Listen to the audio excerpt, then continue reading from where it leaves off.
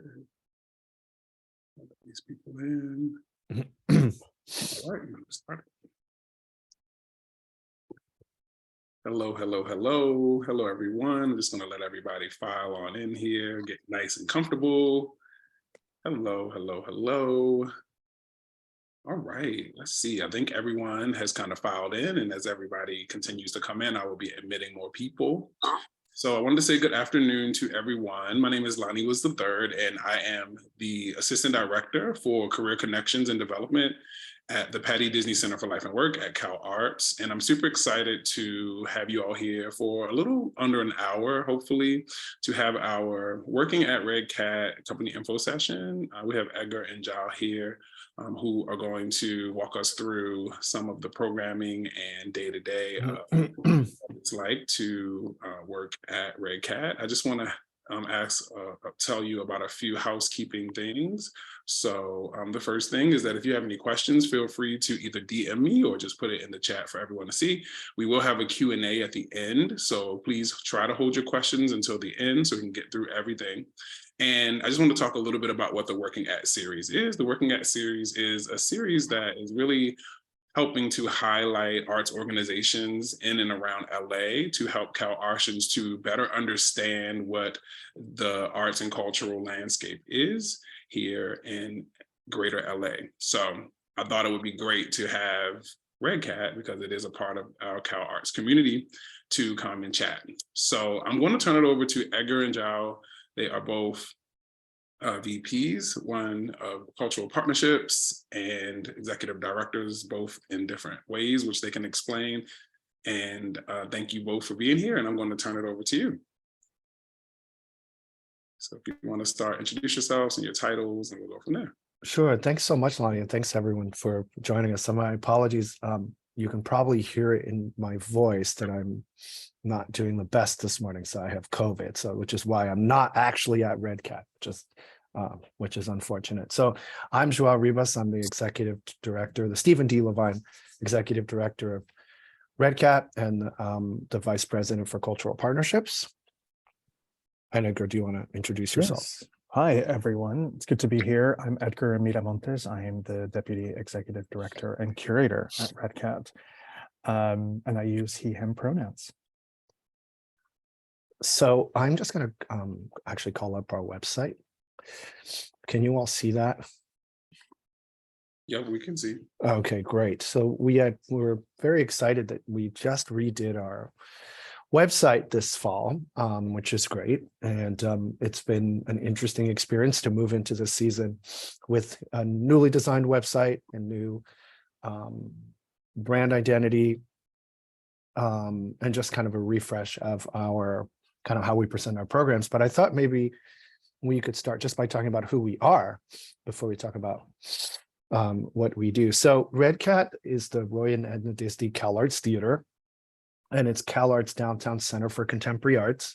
We reflect all the métiers of the school.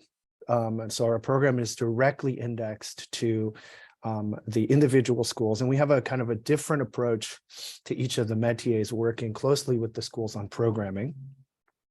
So that roughly means that we have an ongoing program of performances, both in the theater and dance. We'll talk a little bit about what that means, as we don't really do traditional theater as it were, but kind of post-traumatic performance.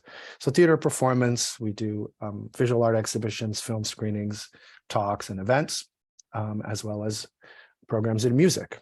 And so we tend to focus on the kind of more experimental and innovative parts of those métiers, often working with recent alums as well as established artists in the field, both in Los Angeles and around the world.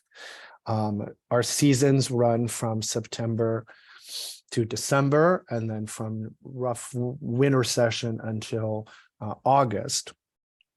And there's pretty much something on every week, from Monday film screenings to full run of shows from Thursday, usually from Thursday to Saturday. So this is, if you're familiar with the Walt Disney Concert Hall, this is our front entrance. So the building, our space was designed by Frank Gehry, as was the Disney Concert Hall itself, including this kind of notable facade, as well as our spaces. We see ourselves as a center for experimentation, discovery, and civic discourse. Now, experimentation means something, there's a lot of different ways that people see experimentation. We see it as not an equitably distributed resource that should be equitably distributed. So experimentation is obviously very important in all the métiers, but what kind of experimentation and who gets to experiment is something that we're very keen to engage throughout sort of various types of art making as well as various communities. And so we like to think about both creating opportunities for artists to develop new work and to make transformative art making or transformative aspects in their own work, as well as transformative experiences for the audiences, right? And a process of discovery for the LA community, both as artists and as audiences. Edgar, please jump in here, because I feel like I'm summarizing, but I'm sure we can get into specifics. No, I think that's really great. And please, yes, throw in some questions or speak up throughout the conversation here, really. So yeah, I think part of what's jumping off of what Joao is discussing is that there are several spaces here at REDCAT. The theater space, the gallery space, the foyer, and the lounge at REDCAT. The theater was, as Joao mentioned, designed by Frank Gehry. It has about 270 seats. It's a black box theater. And what's really exciting is that it can be reconfigured in different ways. It can become a full warehouse. It's got its traditional seating, as you see there. And it's got really fantastic way of tuning the room, the way that it was designed. There is the doors that also function as wings are either sound reflective or sound absorbent. So music is fantastically heard in the space. And, I think that we, working with artists, have been able to figure out what is the best way to utilize it. It is, for the most part, utilized in the way that you see it here. And this is actually quite full. I think this is this is the most seats I think we can actually have legally in the space. The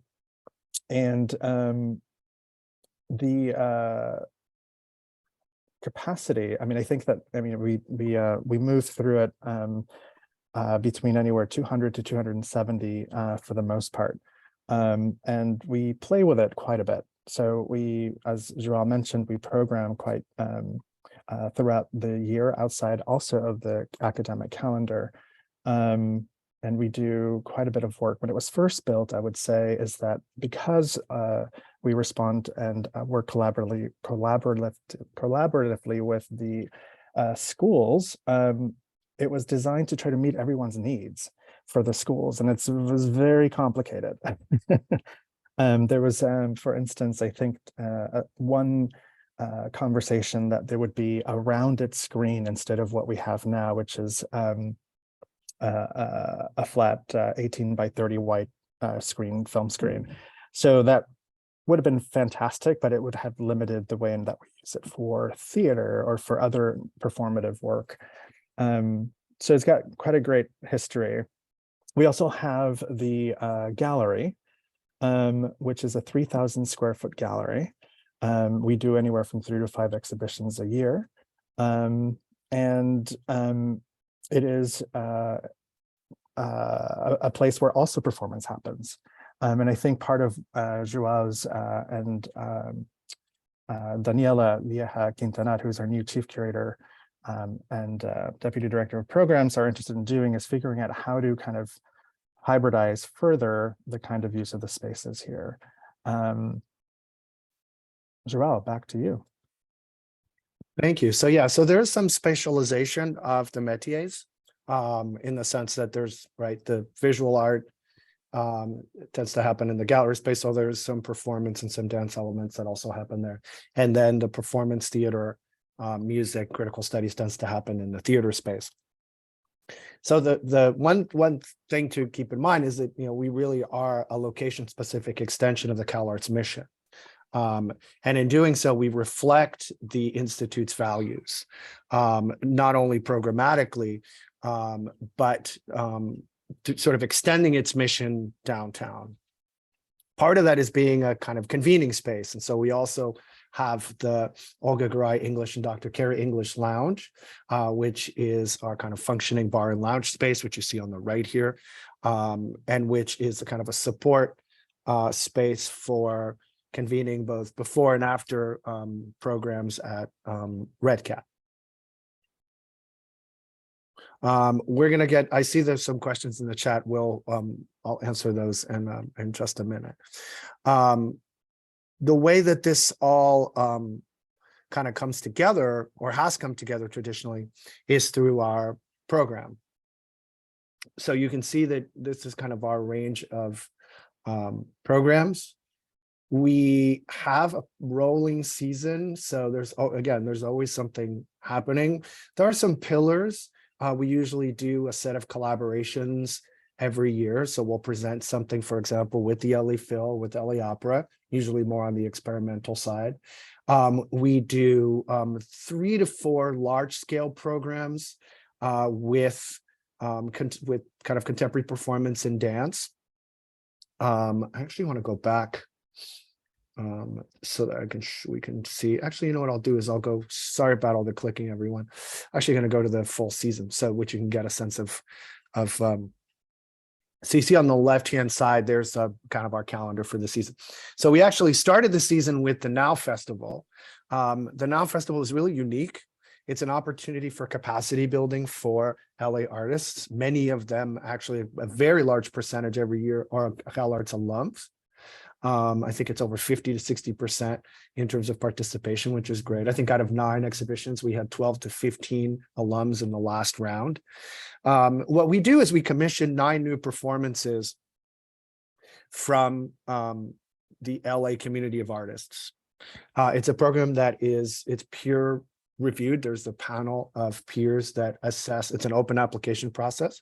There's a panel that's put together that assesses those applications, and then we kind of develop and present 9 new commissions with artists in the month of August. Edgar, I don't know if you want to add some additional detail to that. Sure.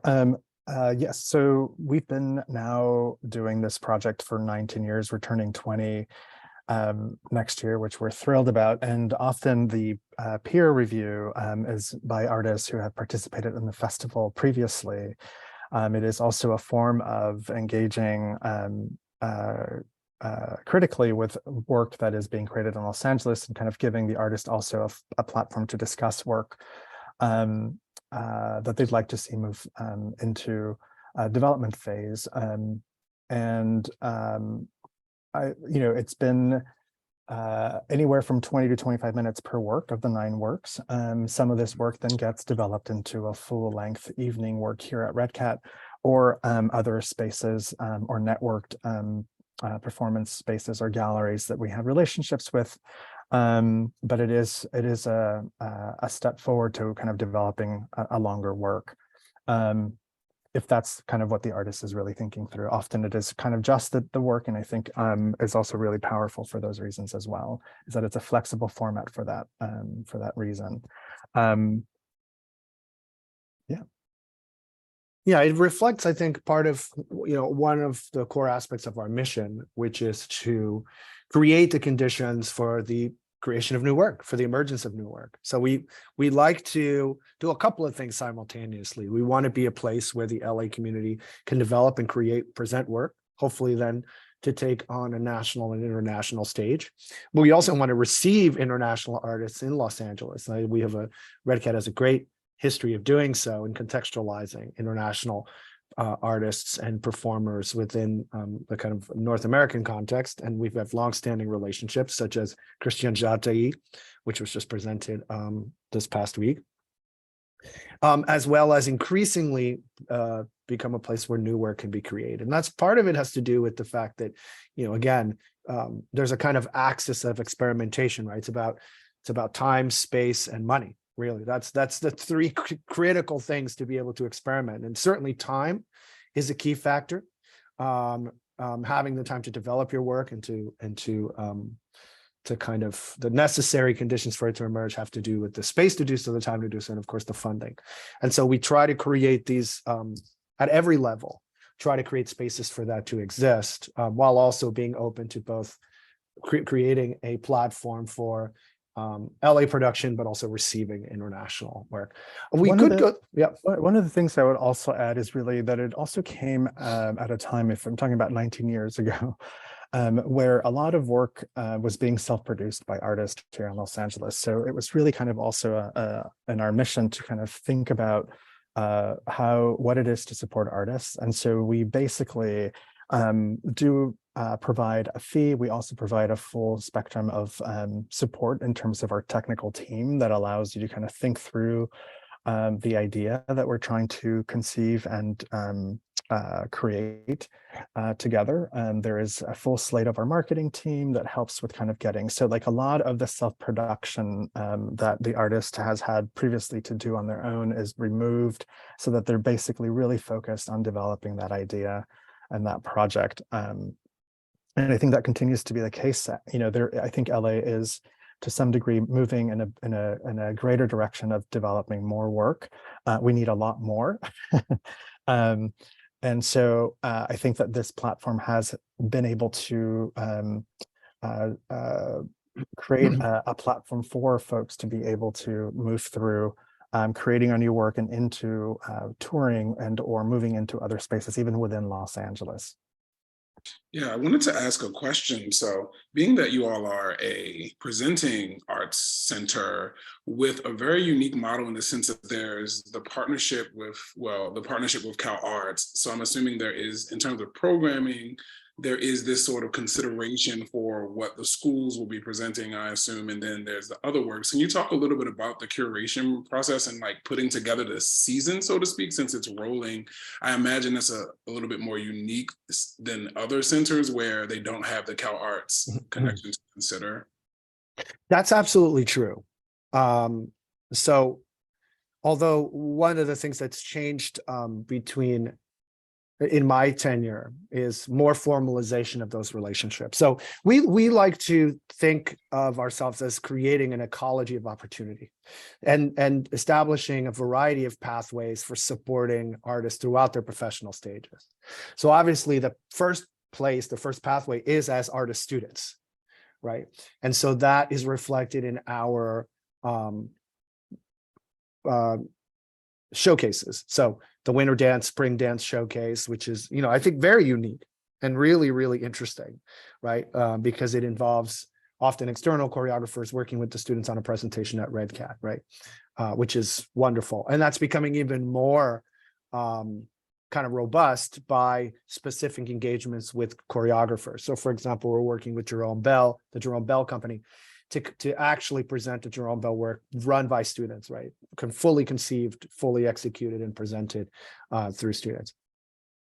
And then through that process, that also involves things like not only opportunities for showing work, but also professional development opportunities. We actually have just in the last year have hired 3 alums as Cal Arts employees. And it's something that we're very keen to continue once those opportunities are there. And then as you move through those pathways, there's different opportunities or different expansion of possibilities, right? Both in the program, but also in kind of our general mission. So the way we do that with the schools is my approach has been to develop individually tailored relationships to the needs of the schools. Every school has a very specific need, a very specific community, a specific kind of granular texture.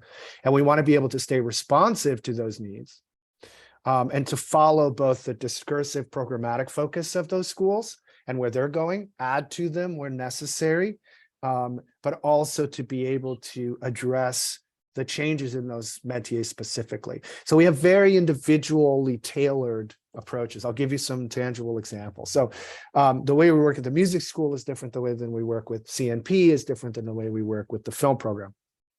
So at the film school, we have two curators that are film school faculty that put together the program with us. With music, there's an executive committee and a producer who put together the program whom we work with. School of Dance is very different. It's much more of a conversational kind of collaborative curatorial structure. There isn't an assigned kind of person in the school that does the kind of curating work. We do that together, and we ourselves internally have a kind of non-hierarchical curatorial structure in the sense that we all kind of share ideas, knowing and of course and having the expertise of individual folks working on things. For example, Edgar is probably, I mean, certainly one of the most predominant, one of the absolutely most brilliant cultural programmers in this country in the area of dance and performance and theater. And so pretty much everything that Edgar brings to the table is an absolute knockout idea, which, you know, we REDCAT is so privileged to engage. And then we have other people kind of sitting at the table with that kind of preeminent intelligence who add texture, who kind of help us shape where we're going. And again, my view and my approach has been to kind of tailor that specifically to the schools, knowing that we are a public facing and location specific extension of CalArts as a cultural institution. And so we want to reflect that particular character of those métiers, whether it's the conversations that are happening around critical studies. So we host the critical studies conference and the speaker in residence, the Katie Jacobson speaker in residence every year.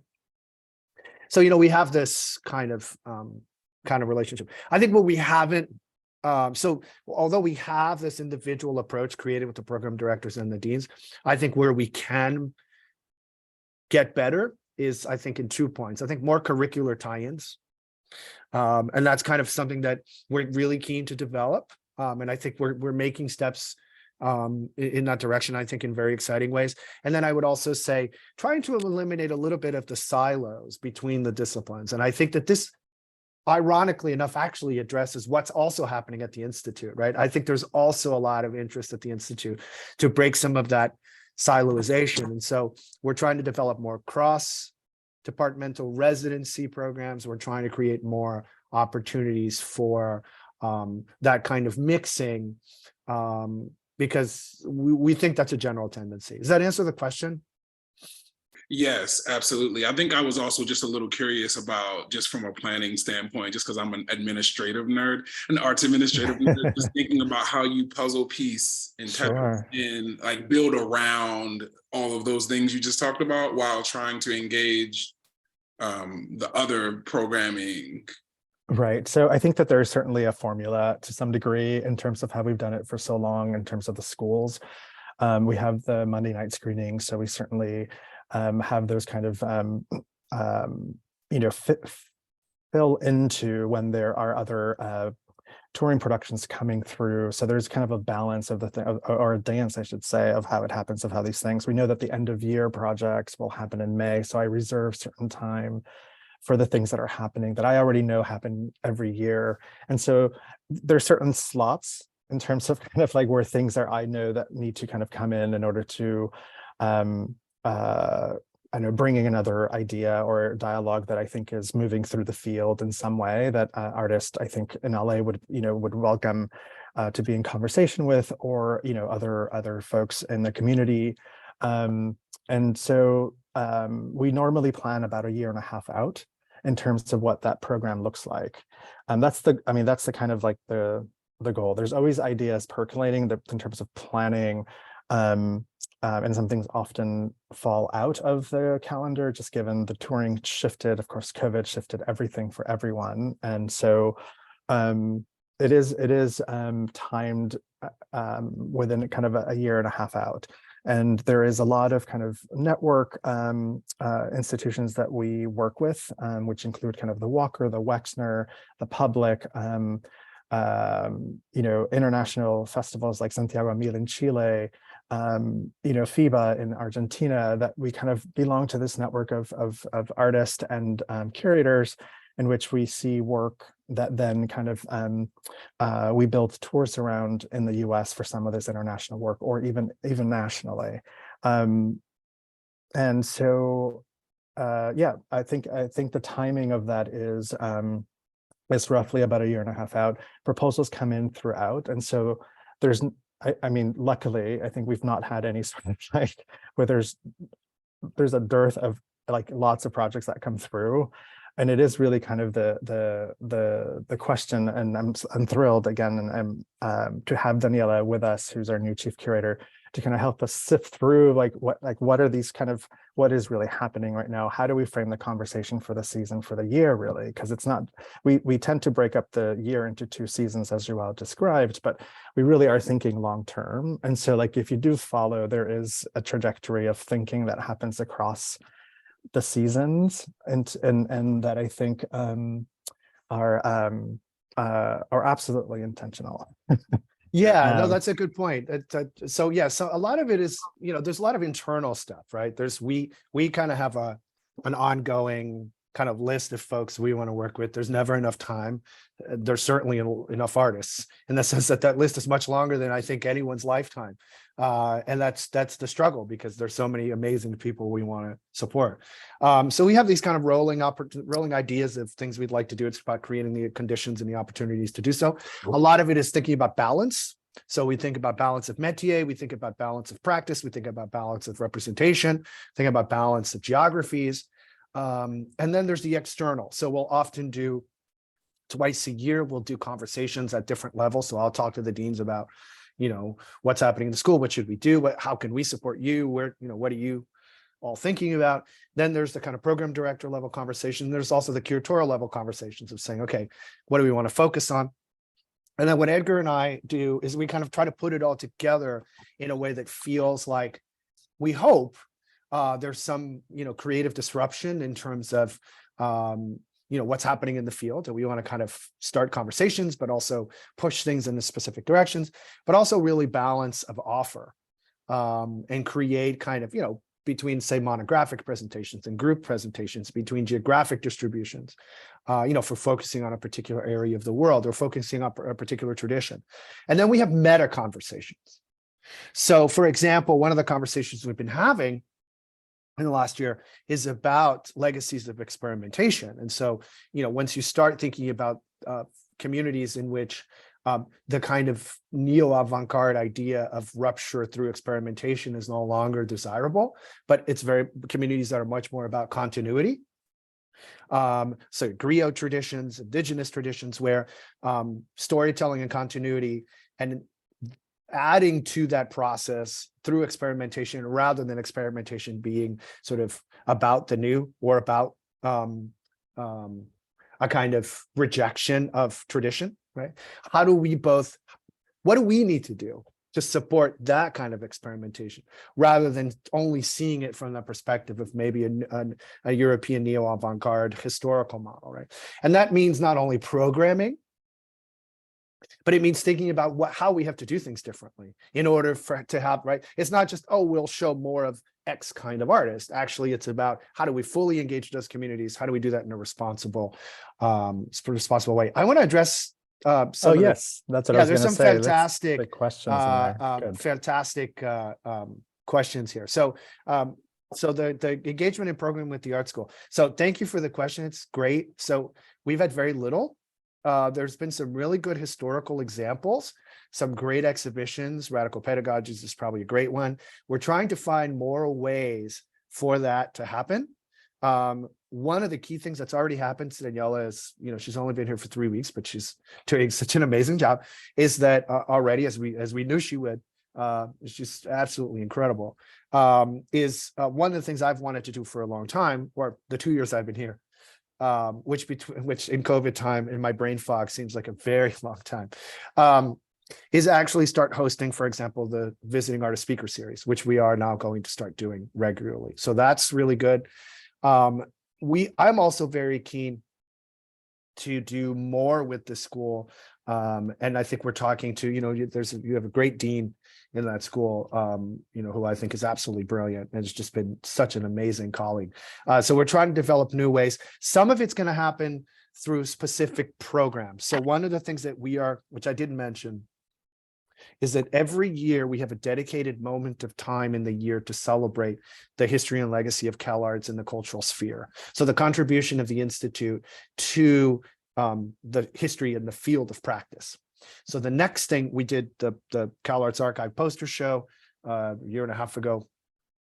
And then we're doing an exhibition on the feminist art program, which was started at the art school by Miriam Shapiro and Judy Chicago. So that really will be a moment where we reflect not only on the history of the school, but work with the school and the archive directly on that program. And we hope to do that on an ongoing basis. And by virtue of the space, I think a lot of it will happen in the gallery. So we're keen to develop more and more partnerships, particularly with all the new processes and kind of restructuring that's happening at the school. So I'm happy for the question. We're excited about opportunities. We haven't done enough. We hope to do more. It's a great question about the studio series, and I'm going to address that because it's so key. I just really thank you for this. It's such a key question. So this question of steps is absolutely central, right? This is actually like a really big deal because sorry, I'm just scanning through. Okay. This is an issue. This is the problem in the field that we're trying to develop and trying to create different pathways for. We've changed the studio series. I take your point, but that's precisely actually, it's not in spite of, it's because we actually changed it for that reason, because we felt like we wanted to open up that pathway so it didn't seem like there was a funneling from studio into the Now Festival, even though that has been true. And we wanted to open up, if there was going to be some funneling, we wanted to open up and make it as wide as possible. So what we've done is the studio series still exists, except it's going to be mutable and it will morph. So rather than having being a kind of reduced idea, almost like a fast development, what would you call it? Like kind of a lightning flash version of what can then become a Now Festival piece. We wanted to be perhaps not even public facing, right? It could just be rehearsal time, development time. It could also be just grants, right? For work to be made. It could be workshop based, right? We wanted to be able to respond to the field in an active way to create more opportunities rather than having to funnel them into this kind of public facing, public presentation way. Does that make sense? And I think that what Edgar can address here too is a little bit is the process itself and kind of the deliberative process, because the project is open. The Now Festival applications are open to anyone. They're open to everyone, I should say. And we didn't want that funneling, but we also wanted studio to be able to kind of move around and help the field. So if we felt from our interlocutors that we needed more, say, time for people to get together and do something, we wanted to do that. If it was best to just give the money out so people can just make their work, and certainly in a COVID situation, that would have been the right thing to do in that situation, or provide the tools for that to work, or whether it's what we just did, which is we had a workshop, and actually out of those workshop people kind of occupied the space and did whatever they wanted to do. We did get 2 shows out of it. We got a Now show, true to your to your narrative there, but we also got the Christina Catherine Martinez show that's coming up this Friday, because Christina Catherine was a resident and developed not specifically this piece, but did some development work with us. And I think it did shape what this piece eventually is going to look Absolutely. like. A great question. And thank you for that. And I think historically, hi, Kensaku, I'm glad you're here. Is certainly, I think, perceived in that way. I think, I think it was such a fantastic way, again, to address the self-producing aspect of when this was developed, and it was only really focusing on the performance of a public-facing presentation. And I think, given COVID, given all of the kind of changes that were happening, this was also an experiment for us, and what we were hearing around the need for commissioning, the need for more space, the need for just kind of development space without the pressures of having to kind of do something within 15 minutes. So the studio, just to frame it really quickly, was 6 works were invited to be presented on 2 nights for 15 minutes each for each of those works. And it was tech on the first day of performance. So you were there for about 12, 15 hours. And then the next day that you'd perform it one more night. And it was to some degree exhaustive in that way, and that format just kind of, I'm not sure it's speaking to the kind of development that we were hearing just during COVID, and like now moving into like, what is it, what can it be? And I think that we were kind of just as with, you know, kind of the ethos of CalArts and the ethos of what we have here is kind of what do we do with these programs that we can offer additional support for that work to be developed, and or what does that look like now? And so this was one of our solutions. I don't know, and I won't say now that I won't go back to that particular model maybe sometime in the future, but I think we are really looking to kind of think about what that support level is for the artist as they develop the work for now, or for a you know, like a main, what we call quote unquote main stage presentation or exhibition at REDCAT. Thank you. Yeah, I think we got a couple other questions. Yes. I don't believe there is a process for student exhibitions. Is there, or is there at REDCAT? That's correct. There is not. So yeah. Okay, so yeah, that is not currently an option. And so another question was about, we talked a little bit briefly about this before the call started, student work. Is there ever a time where students are hired? This is a technical theater student. I know that it's kind of, you know, unique. Yes, that's a resounding yes. Yes. And actually, I will say we have had tremendous results with student involvement and alumni. Just absolutely brilliant. So yes, there is. I would say you want to be in touch with our technical director, and we can provide through Lonnie, if it's you or however you want to do. We're happy to provide that contact. But yes, a resounding yes.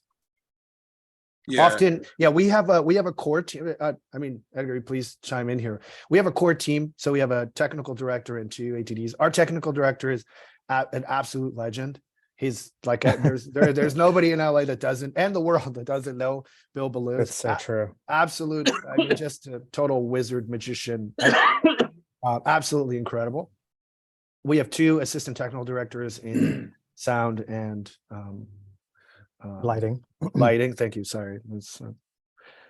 It's all going very fast. And then, yes, and then we hire, we kind of hire in crew, and that's where a lot of those opportunities exist. I will say our lighting ATD is an alum of that program, of that school program. Exactly. And so we do have the core 3 that Joao just mentioned, Bill, Pete, and Chu. And then there is a extensive list of folks that are part-time that we hire on an on-call basis. We basically put out the call, and you know, it's all done through Google now. We love what they do, and they select whether they can come or not. If not, so like it is kind of a very well-oiled machine around kind of who comes in. It was really lovely to kind of hear recently that like most folks who, we also cover parking, and so there's a parking list, and so people would see who's on that list and who's actually here. And there are actually quite a bit of artists and technicians that that were kind of folks in LA who were like, these are the people you really want to work with. And so people were seeing, you know, like, you know, UCLA folks that were working or at the Broad or at, you know, the Broad Museum or at the Broad Stage. And so like, it was kind of lovely. And a lot of them are CalArts alum, actually, I will say. There's a lot of CalArts alums that have come through. But then also, you know, like Chu, become full-time. He actually came through a separate, not through the part-time, but certainly he's been doing an amazing job at bringing in students into the fold. Yeah, this is something that we're very committed to, and we want to increasingly find ways for this, what we call, on our side, we call professional development. It's important to us in every area. So it's important whether it's from, you know, the curatorial side to the operational side to the technical side. For art, it's interesting because there's not a lot of installation folks. I mean, there are a few folks that have come through, but we don't have a lot of folks that have come filtered through the kind of production side of things for exhibitions. But we are one of the things we're doing now with our new chief curators. We are going to be developing. We're working on a curatorial internship. Yes, that's something we're trying to develop. We haven't had. Just for context, we haven't had a curator in 2+ years. So that's why it hasn't existed. But so yeah, we don't currently have it, but we are working on having a specific internship in curatorial. Absolutely, yes. And we're looking to find in all the métiers specific opportunities for expansion of both those opportunities and curatorial opportunities as well. Great. Let's see. I think we got through most of the questions. If you'd like to ask a question, just go ahead and type it in the chat. Any other questions about REDCAT?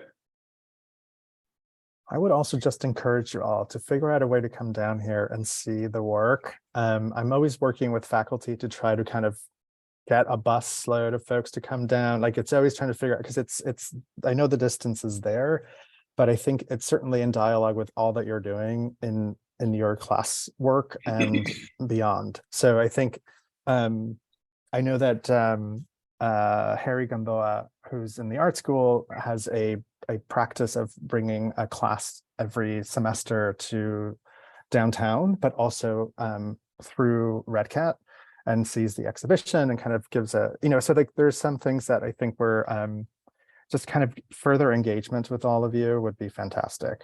And how do we do that?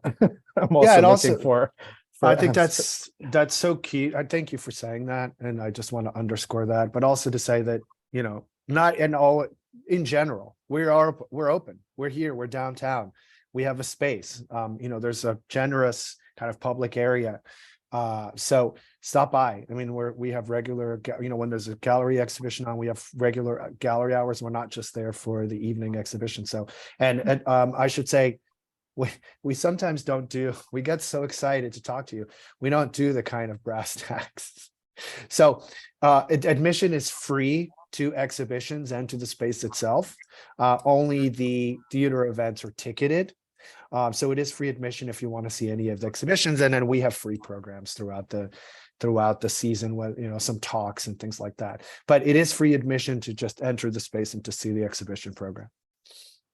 And there are discounted tickets for students and faculty. Oh, that's what I was just about to say. Yes. Very important. And so that's something that, is very important to us. And so, yeah, I just wanted to, I realized we didn't mention that. And I apologize everyone's indulgence of my mental, of my fogginess. No, we appreciate you for even still coming, being as though you're not feeling well. So before we go into announcements, I just wanted to thank you both for being here. And I think one thing that I like to always ask our speakers is, like, when thinking about early career artists or emerging artists, what is one tip or something that you see when you're picking people or choosing that you think people miss? Or, I think a lot of times when you're in school, you have this ideal idea about what's next and what's going to happen to you right after. And this sounds so cliche to every student who I've ever worked with, is that it's not linear. It's like this, and then you go underwater, and then you jump up and you splash, and then you go zigzag, and you go back to school, and you get fired from a job, and then you freelance, and then so it's not always linear. But I think when you're in school, you feel like it's going to be linear. So I'm just curious, what tips or things do you think that they should keep in mind while they're in school to take advantage of, and then thinking about that first thing right outside of graduation? I think you just summarized probably the most important one. I think it's very easy to see clearly a pathway when you're looking at maybe somebody else's trajectory. And it can seem when one contemplates one's own, that there's an errant course that's not following its intended trajectory. I didn't really know what a curator was until I was in my 20s. And so I never imagined that this would be what I would be doing. And ostensibly it isn't strictly anymore, but I have two things. I would say don't underestimate the importance of your peer group.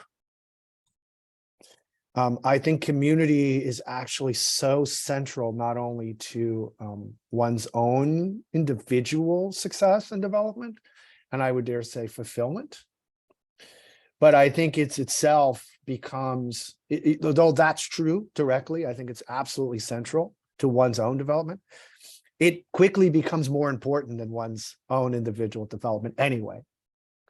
It has, it's these it has a great side effect of just being great for its own sake. So I would say, do not underestimate your peer group, but also that your peer group may not necessarily be the people standing right next to you. It's finding your peer group and then realizing that it's from that peer group that so much will emerge. And I think REDCAT's actually a great example of that, because you could see the threads in the communities as we move through, every season. You can see how, we work with one artist who says, you absolutely have to work with this artist. And then we work with that artist and they say, you have to absolutely work with this artist, right? So that continuity and that connectedness is important. And then I think that making your work, and I know that sounds flat and relatively uninspired, but I think that we sometimes lose the focus in that. Like, is what you're doing, are you making your work? Are you actually making your work? Are you doing your work? And sometimes we think we're doing our work, we're not doing our work. We may be doing work that we think we should be doing, or we may be doing work that we think other people want us to do, but having that conviction about making your work, I think is really interesting to think about whether, right. So those are two. The other part of, sorry, go ahead, Jerome. No. I was just, the other thing I would say, and I know Kinsaku is actually who was one of my students, knows that my trajectory is actually quite, as you described it, Lonnie, it's like, quite a bit of zigzag as a dance artist. So certainly, I think even now, to the kind of job that I have today, which I didn't know actually existed, was through a dance artist, choreographer named Rosanna Gamson, who's now the dean of the School of Dance. So I think that one of the things to remember is that the relationship building is key. And of course, you've heard that many a times, but to nourish them. I think that there's something about the way in which that you communicate with folks that it isn't about just a give or take, that it is really kind of investing, showing up to their work, showing up to the work that we do as curators, as artists, to the spaces that you're at. Those kinds of things of just kind of being present during your time, if you can, like just show up to lots of the kind of wonderful spaces that are here in Los Angeles. And with the work that we do here. I would maybe add two things here, more practical career advice, not just, I don't want to sound like a bumper sticker. I'm happy to sound like a bumper sticker, but I don't only want to sound like a bumper sticker.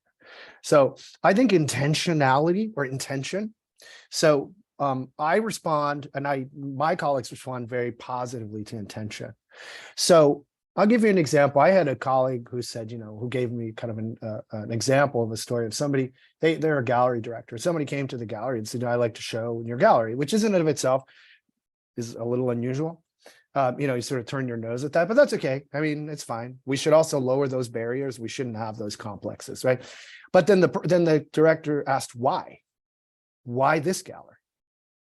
And that person didn't have an answer, right? It's just because, I want a gallery and this is a good one, whatever, right? So intentionality, like I want to work with this person because of ABC. I know your work. I've seen this. You do this well. Like I want, maybe, right? So I respond very well to that. And somebody says, look, I want to work with you because you don't do this.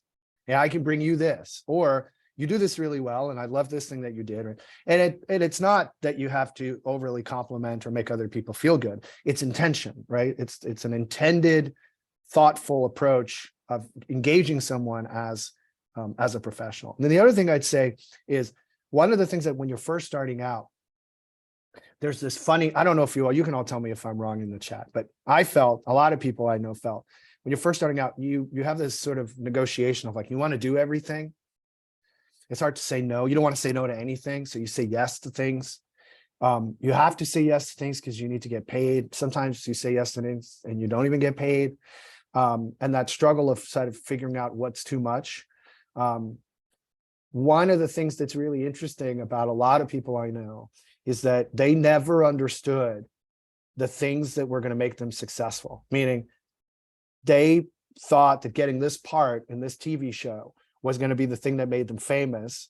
And they did the TV show and there was nothing happened. And then they thought this weird thing that they did down the street for 5 people, right, in a basement that they barely prepared for was meaningless. And actually that's the thing that made them have, right? So you never know which opportunity. So I think it's understanding for yourself, what's the relationship between too much, saying no, but also realizing that every single opportunity, every single thing you do should be given the same amount of your intentionality in your work, right? And if you can't, don't do it.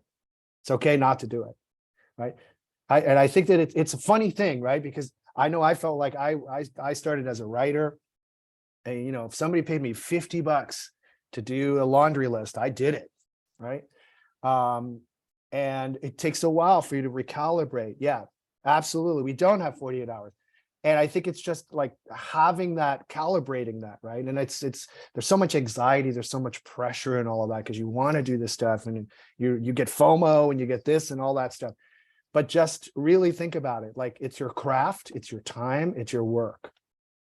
And every opportunity really has to be weighed in that, within that kind of matrix. And only you know what that is, right? You intuitively will know, but pay attention to that, because I think that's actually quite key.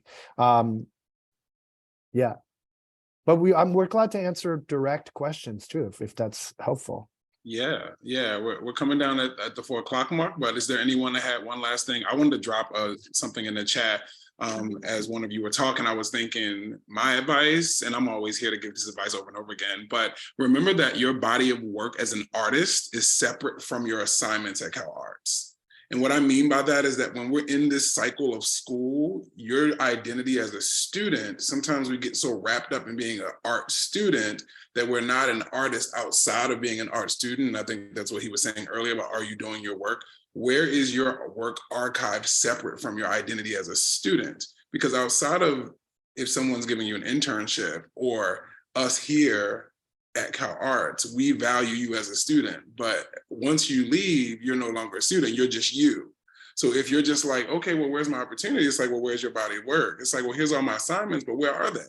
You know, we turn things in school, especially US higher ed, we just turn things in and we have assignments and we just turn them in, but we often don't archive them to be a body outside of individual assignments. So I would definitely think about archiving. We have a Cargo Collective code that you can use to create a website, or if it could be Instagram, whatever your medium is, just think about, how am I archiving my work outside of turning in my assignments? Because that actually isn't an artist. An artist isn't just someone who turns in assignments. An artist is someone who creates and has their own identity for the world. So that's something to think about. Any live questions before we go over a few announcements? Live questions, not suggestions. This isn't a space for suggestions, although we welcome them in other formats, but questions. Questions.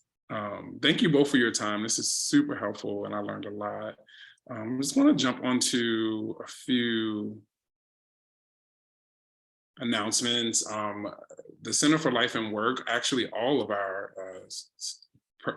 staff is here on this call. So I just wanted to continue. We're trying to just evangelize about who we are and what we do, but essentially Jen myself and Sarah, who's on the call, we all have an integral part of helping to help CalArtians to plan for and develop their career trajectory. So all of these questions that you're asking about your career, you can definitely meet with Sarah one-on-one. Sarah, if you're here, would you mind dropping your email in the chat or anything that might be helpful?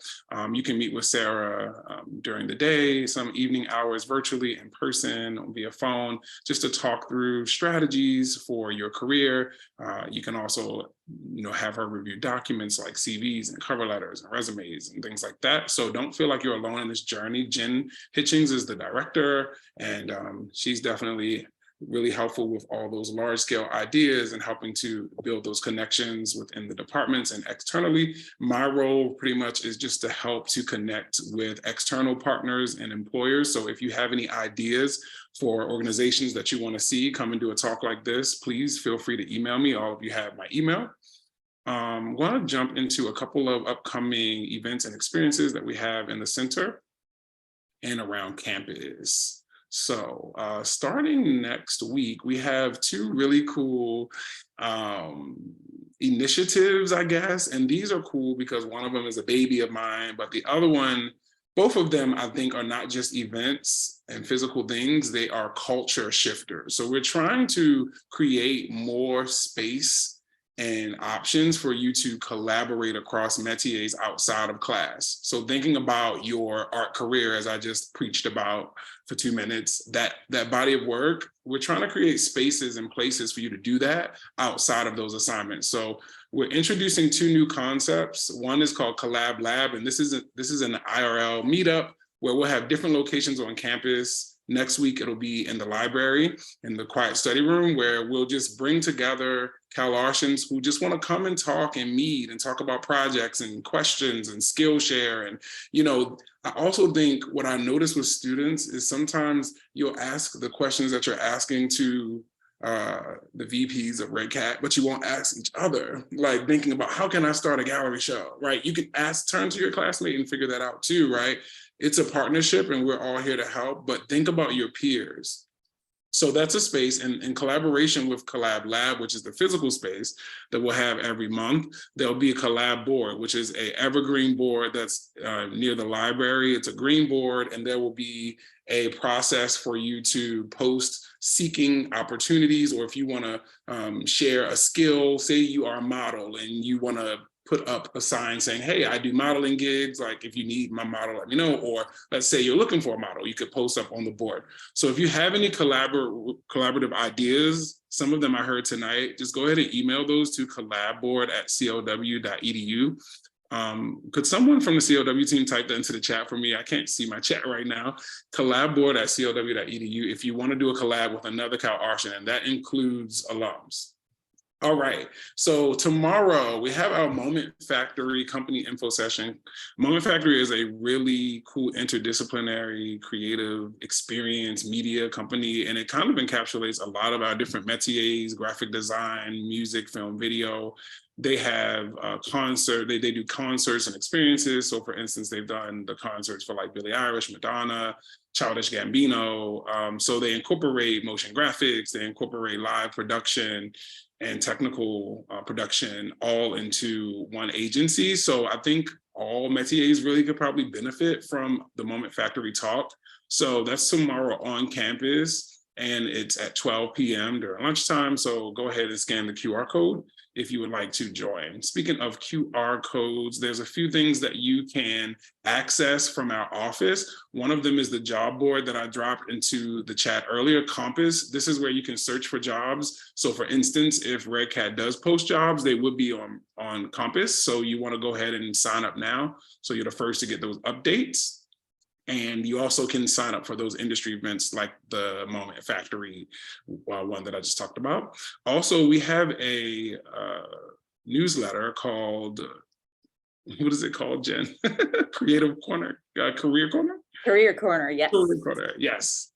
Thank you. It's the end of the day, y'all. So if you want to scan the second QR code, you can get that straight to your inbox. This is different than the announcements from Compass. This is a curated list of jobs and opportunities and experiences that we send out straight to your inbox. And you can always just visit us on the web at calarts.edu/CLW. You can email us at CLW@calarts.edu, and follow us on Instagram at Center for Life and Work. We just hired a Cal Arts student to help us with our social media presence. So every Wednesday, you can go and check out stories for current roles and positions in each métier. So, if you want a quick way to access jobs and announcements for professional development, that would be a good place to start.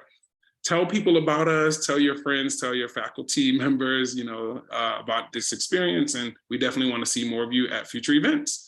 So thank you, Zhao, and thank you, Edgar, for coming in today and just chatting with us virtually. And we hope to see you IRL at REDCAT soon. Bring a bus of students down to check things out in person. Thank you so much. It's great. I really appreciate the chance to talk to you all. And yeah, I hope to see you all at REDCAT. And thank you. Thank you for making the time. Thank you all. Yeah, feel better.